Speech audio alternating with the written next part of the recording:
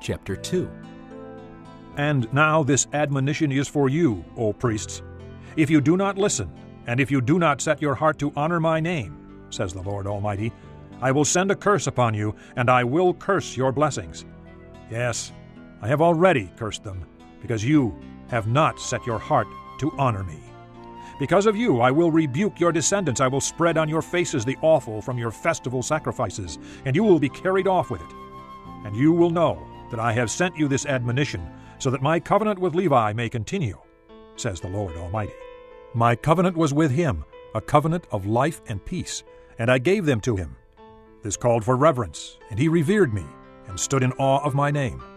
True instruction was in his mouth, and nothing false was found on his lips. He walked with me in peace and uprightness, and turned many from sin.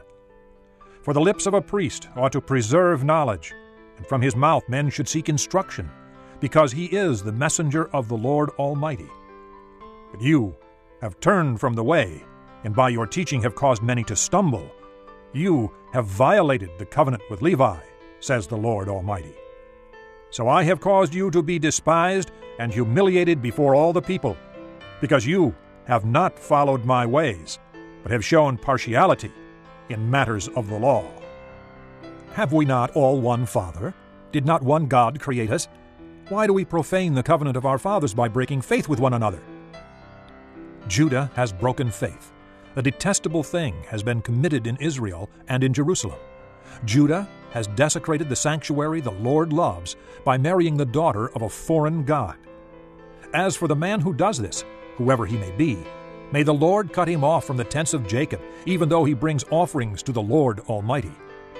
Another thing you do, you flood the Lord's altar with tears. You weep and wail because he no longer pays attention to your offerings or accepts them with pleasure from your hands. You ask, why? It is because the Lord is acting as the witness between you and the wife of your youth, because you have broken faith with her, though she is your partner, the wife of your marriage covenant. Has not the Lord made them one? In flesh and spirit they are his. And why one? Because he was seeking godly offspring. So guard yourself in your spirit, and do not break faith with the wife of your youth. I hate divorce, says the Lord God of Israel, and I hate a man's covering himself with violence, as well as with his garment, says the Lord Almighty. So guard yourself in your spirit, and do not break faith. You have wearied the Lord with your words. How have we wearied him, you ask? By saying, all who do evil are good in the eyes of the Lord, and he is pleased with them. Or, where is the God of justice?